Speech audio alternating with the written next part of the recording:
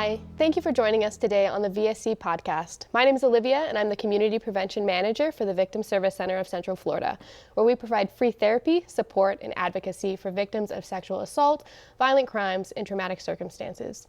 Today, we're exploring the importance of trauma-informed care and its role in a survivor's healing journey. I'm excited to be joined today by Tamara Nelson, a licensed mental health counselor and certified trauma-informed yoga teacher. Tamara, thank you so much for being with me today. Thank you for having me. Absolutely. I'd like to start by asking you to share a little bit about yourself and tell us what the importance of trauma-informed care is when responding to survivors. Yeah, so as you mentioned before, I am a licensed mental health counselor. I've been working as we all say mental health therapist, for over 10 years now, and I specialize in trauma, trauma and PTSD. And so you were asking about trauma-informed care, so what that is. So trauma-informed care is basically where you have an understanding of how trauma affects the way that a person thinks, how they feel, how they behave, and you're operating from a way that acknowledges that. So you're basically, and I want to also start with being trauma-informed is not specific to just mental health professionals. Right. All professions, whether it's a hospital, a dental office, a bank, we should all be operating from a trauma-informed lens. So we are operating professionally in a way that acknowledges how trauma may impact a person in order to reduce causing further harm to that person. So what that can look like the basic principles of being of trauma-informed care is first, trust and transparency. So acknowledging that survivors of trauma may not easily be able to trust, Right. and that we're allowing them the time to build that, that we're also being consistent in our practices, that we're, doing our sessions on time, that we are, having consistent communication, we're being clear about expectations. So that's also part of a trauma survivor, being able to have a sense of trust in you as a professional. Empowerment is a big part of being trauma informed, so that we're giving folks choices. So having that they have an input in their care, and that they know what options that they have, and allowing them to choose that instead of us dictating what we think they should do.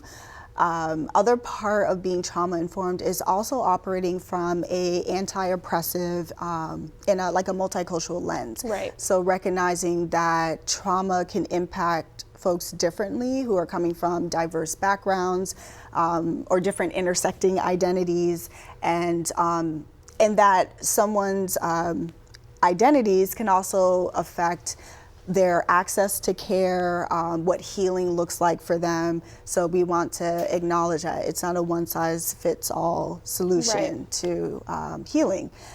So those are some of the primary tenets. Safety is also a big part. Yes. So when safety can come down to how we're operating as a professional, so honoring if we're talking about a mental health space, honoring our clients' boundaries. That can come down to personal space, how they want to receive communication, things like that. It could also come down to the physical space that we're holding. So do we have proper security in the building? Do we have things set up in a way that's going to minimize the chance of someone being re-victimized or being harmed? Right. Okay, so that sounds like there's a lot of important elements to trauma-informed care, including keeping the center focus on the individual, what they're comfortable with, what they want to consent to, what they feel is best in their own expertise of their experience. Right. And that trauma-informed care can apply to multiple professions, not just mental health counseling, but everyone should be trying to employ a trauma-informed lens. Absolutely. Well, thank you so much for providing information on that.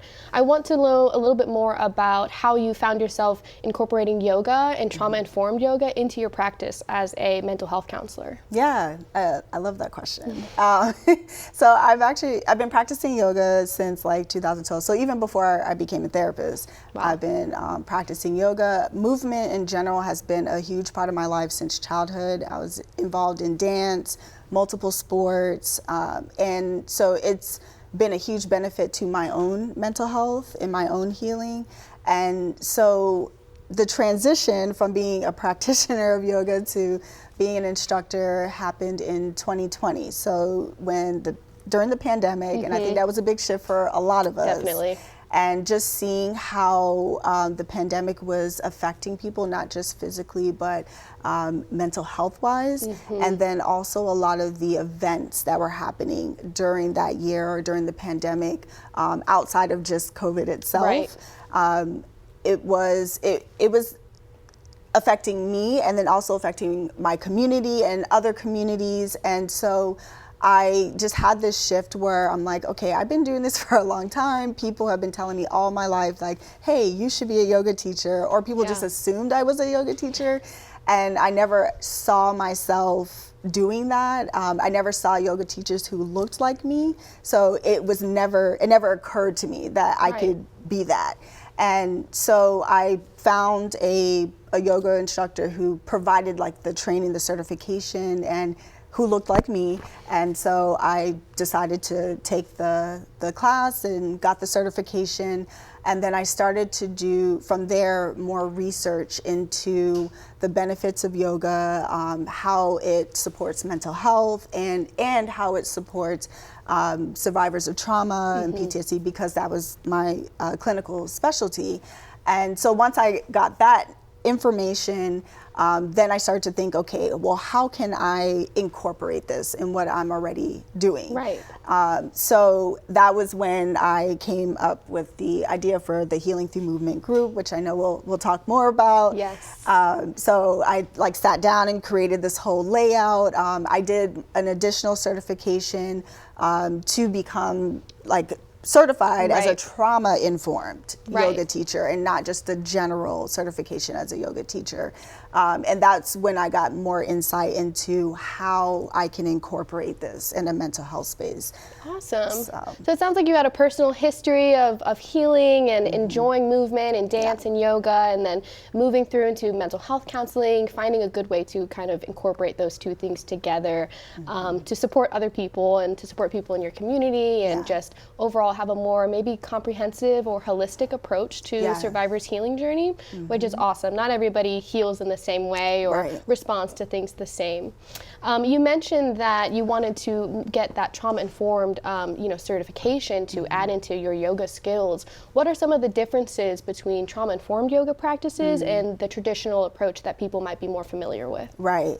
So let me start by saying that all yoga should be trauma-informed. We should be operating from that lens. But how this can look different, like a class that is being led by someone who's not trauma-informed might include like a yoga teacher using physical assists. So that's where a teacher may come across someone who's in their class and maybe put their hand on their back or a certain body area to help them to do a physical adjust.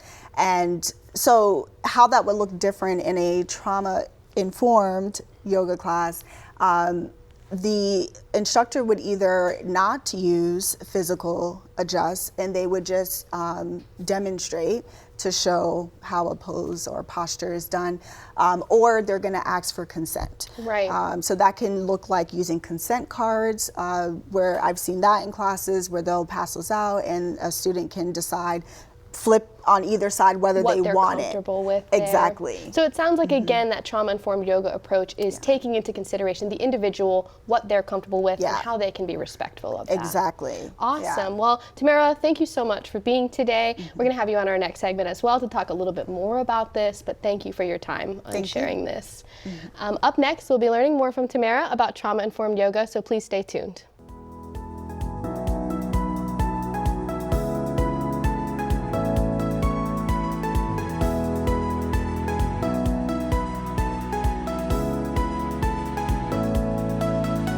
Hi, and welcome back. In the first part of our conversation, Tamara, a trauma-informed yoga teacher, helped us understand what trauma-informed care is and how yoga can help survivors of trauma. Now I want to get in some more detail and some practical applications for our viewers at home. Tamara, thank you again for joining us today. Of course. I want to talk specifically about yoga and trauma-informed yoga and why this is a specifically unique and beneficial healing process for survivors. Yeah, so it's unique in that it's more of a bottom-up approach. Okay. So when we think about like traditional therapy, it's usually a top-down approach where we're starting with the mind, the cognitive piece, the thoughts, the emotions, whereas yoga or in other words, like a somatic practice, a body-based practice, is starting at the bottom, the body level, and then that can be a pathway to accessing emotions and thoughts. So it's just a different way of healing. And so some of the other question was like the benefits. Yes, yeah. What are some of the benefits you see for survivors who have tried this form of therapy? Yeah, so some of the benefits of a somatic practice or yoga as a form of healing is, one, it helps survivors to have a more emotional regulation. So in a yoga practice, you have not just movement, but also breathing practices, so pranayama, and you also have a meditative piece to it as well. And so deep breathing, meditation, movement, all of that promotes a relaxed state in the body, which is going to support your mental wellness, is going to help you to regulate your emotions a lot better.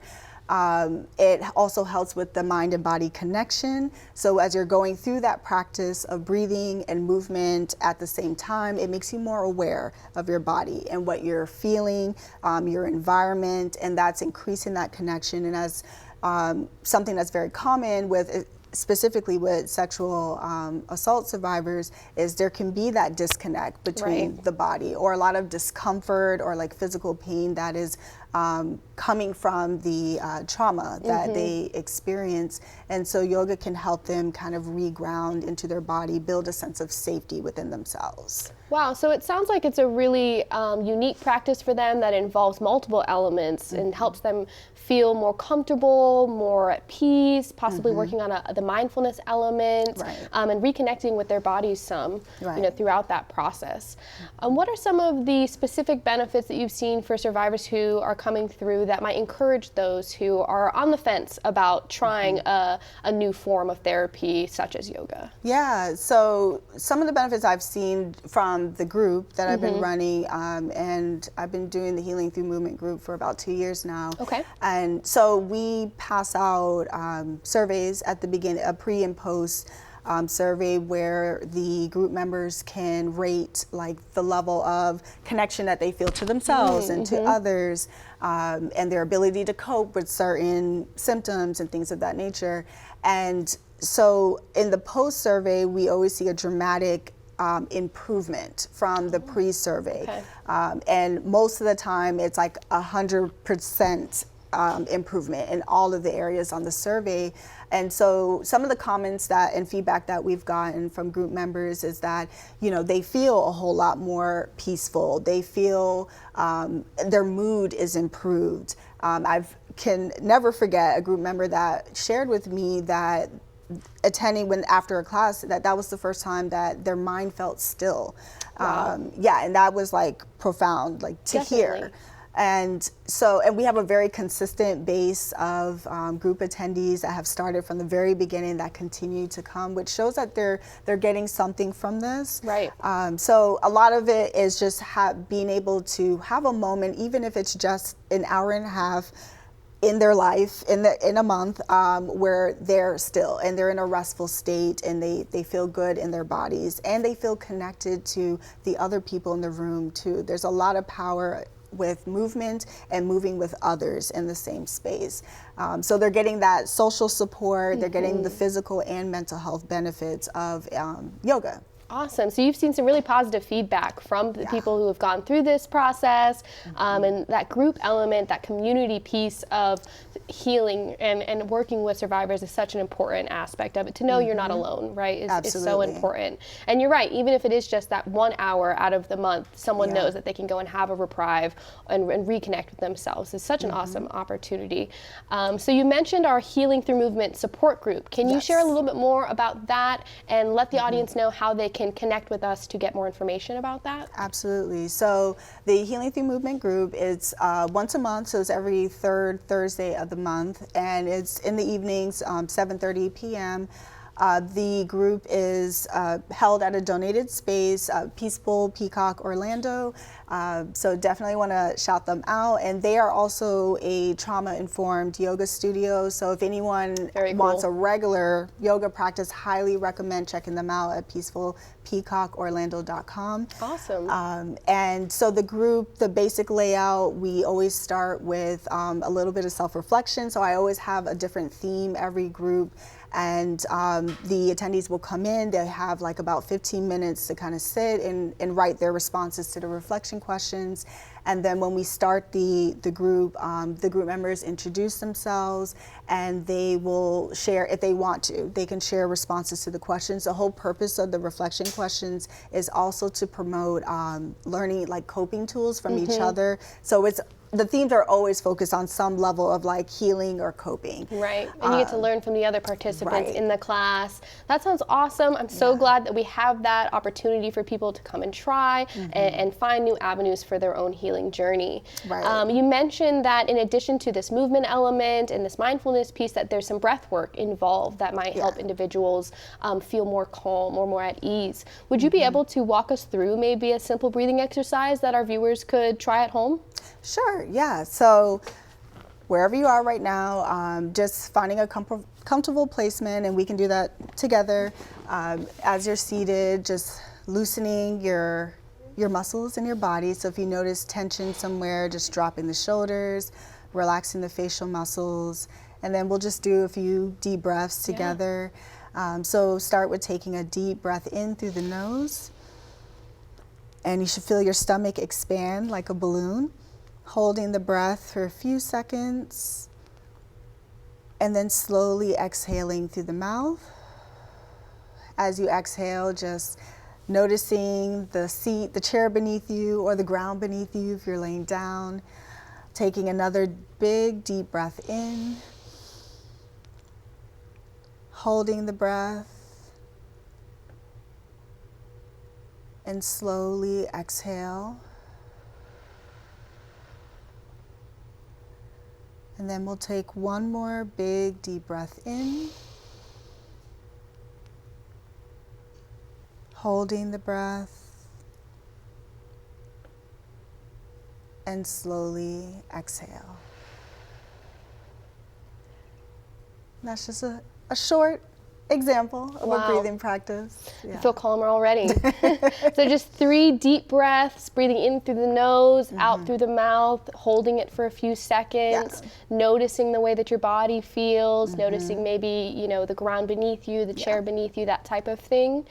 Awesome. So individuals could hopefully try this at home, and if they're feeling overwhelmed or stressed out, just remember that help is a breath away, or 3 breaths away if we're doing it the right way, right? We can have some control over our bodies, hopefully. Yes. Awesome. Thank you so much for sharing that today and for sharing about our support group, Healing Through Movement, and how people can connect with us for that, and just your expertise in mental health counseling and trauma-informed yoga.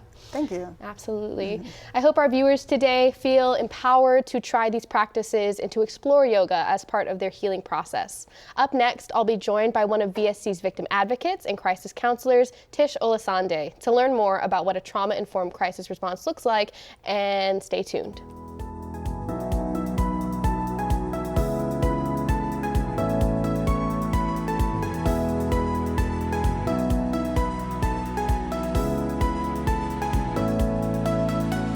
Hi, and welcome back to the VSC podcast. We're joined by Tish Olasande, who is a crisis counselor and victim advocate at the Victim Service Center of Central Florida.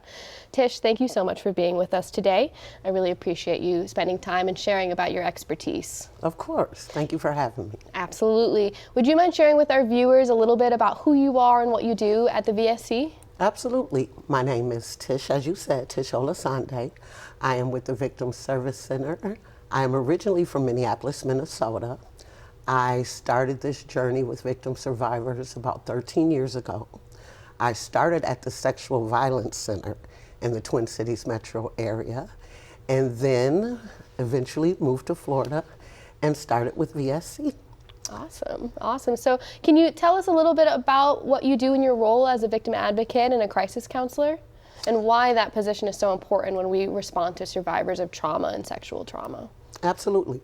So what we do here at the Victim Service Center as an advocacy crisis counselor, I am the one that you first see, the one that does your first, I guess you would say, experience with the Victim Service Center, which allows us to be able to not only advocate for you, but it also allows us to be able to do sessions. So we call them sessions. And what we do is we do a small intake. And as you come in, it's just an opportunity for us to get to know each other. I always say our first couple sessions, we're just building a rapport. We don't expect you to come in and spill your whole life with a stranger. So I always tell all our victim survivors, it's just an opportunity for us to get to know each other. And then we start what we call like a crisis plan. So that may include goals for yourself, personal goals. It may also include physical goals. We can help you navigate the judicial system, helping you with legal services and different things of that sort. A lot of our victim survivors come in and there's barriers around them that don't allow them to start their healing journey. So the first thing I look at is how can we remove those barriers so we can start this process of your healing journey. So we include all of those things as a crisis counselor and an advocate. So you're really survivors kind of first stop on their healing journey when they're ready to reach out to an organization for support. They're coming to you or one of our other victim advocates or crisis counselors to get the foundations built for starting that healing process. For sure. We answer the phones. You're not speaking to someone who is just a person that's in administration. All of us do the same job. We answer the phones. We're your first step. We're the person that decides what advocate would be a great fit for you and what that looks like in the process of your healing journey. And as I stated, we always make it small intakes, nothing really big. And then we allow you to be able to decide. I always say your voice, your choice. You're an opportunity to decide how that healing journey looks for you. I love that. Your voice, your choice. That's awesome. So it sounds like survivors really get to kind of be empowered and take their own role in their healing journey and work with an advocate that's going to fit best with them and what they're looking for, right? Yes, absolutely. It's a process. Yeah, definitely. For sure. And we want them to be able to be a part of that process, but not only a part of the process, but in advocacy, we want to teach our victim survivors how to advocate for themselves. Right. And it's important to have a voice. It's important to feel that empowerment. I always tell people when they come in the door, you know all these things, it's just gotten hidden behind the barriers and the layers of trauma. So once we remove those barriers and allow you to see yourself authentically as yourself, it's very important. Awesome. That sounds really incredible for them. And so why do you feel that your role and the role of a victim advocate and crisis counselor is so crucial in our response to survivors who have experienced trauma? Well, I think that's important because it's their first stop. They were brave enough to pick up the phone and call. And that in itself can be very, very hard. Definitely. So in the process of us helping that person identify what their traumas are, I always say my job is to heal your heart, get you ready if you decide that you want to pursue therapy and things of that sort. But let's heal your heart first so our purpose can be the healing process, but not only a healing process, but preparing you if you do decide that you want to go to therapy. We all know that can get a little deeper sometimes. Definitely. So we want to make sure that you're ready for those things. To do that really tough work and self-reflection and all of that is required in therapy. So they'll come to a crisis counselor and victim advocate first. You'll help them heal their heart. And then if they choose, they'll move forward with a therapist to work on maybe a weekly or bi-weekly basis to work through some of the things in their mind as well, right? Yes. That sounds awesome. Yes. So what would you say to individuals who maybe are on the fence about receiving care or receiving services or support from the VSC, and maybe they're thinking about it, but they just don't know how to take that next step in their healing journey? I always tell people there's a language to victim survivors. And sometimes it feels like the world doesn't understand your language. I tell people that we understand your language. We see you. you know, authentically for who you can be and who you're going to be. And sometimes being in that position as a victim survivor and trying to just navigate the process of the assault is hard, as we know. But to have someone that is there by your side, that can see you, that when you do talk, understands your language, understands how important it is to be very mindful of the questions that we have and the way that our victims, survivors respond to those questions. So it's important that when they do decide that they want to move on through the trauma, we're absolutely right there. I always tell people, you know, I don't ask you to take this journey alone. I tell you, give me your hand and I'll take this journey with you. And then when you decide that you no longer need my hand to hold, I'll always be here to support you from the back end, you know? Right, kind of moving from that coach position to that cheerleader position. Exactly, that's exactly how it looks too. And so coming to us for that first step, coming to us for that first time. Yeah. And us being able to open our arms and keep them open and hold you through the trauma and some of the things that come with it, because it will show up. Right, maybe just knowing that we believe all survivors and we're here to support and hold your hand could be the hope or the next, you know, push that they need to come receive services or support. For sure. So to wrap up our segment today, I want to ask you, as we approach the holiday season, we know that that can be a particularly difficult time for survivors. What is some advice that you could give to them as they try to navigate this season to take care of themselves? Friends can be family too. Right. You can pick and choose who you choose to spend the holidays with. It's important that you surround yourself by people that support you mentally, emotionally, and spiritually. And sometimes that can be friends. Right. You know, this new age group in this age, they call them Friends Thanksgiving, Friends Holidays, different things of that sort. I think it's important that you choose, as a victim survivor, who you choose to spend your holidays with can be very important. Absolutely. It can be very triggering sometimes to be around family. Right. So, so choose who you want to keep around in your space during these seasons that especially maybe triggering things could be coming up, or it may be just particularly difficult for them to get through. Remember that you can have your friends close as well, whoever you feel comfortable with. Tish, thank you so much for being here today and sharing your expertise as a victim advocate and crisis counselor. You are very welcome. Thank you for inviting me. Absolutely. For those watching at home, if you or someone you know could benefit from the services provided by the Victim Service Center, you can visit our website to learn more, healhere.org, or you can reach out to our hotline, 407-500-HEAL, for support. Remember, healing isn't always linear, and you are not alone.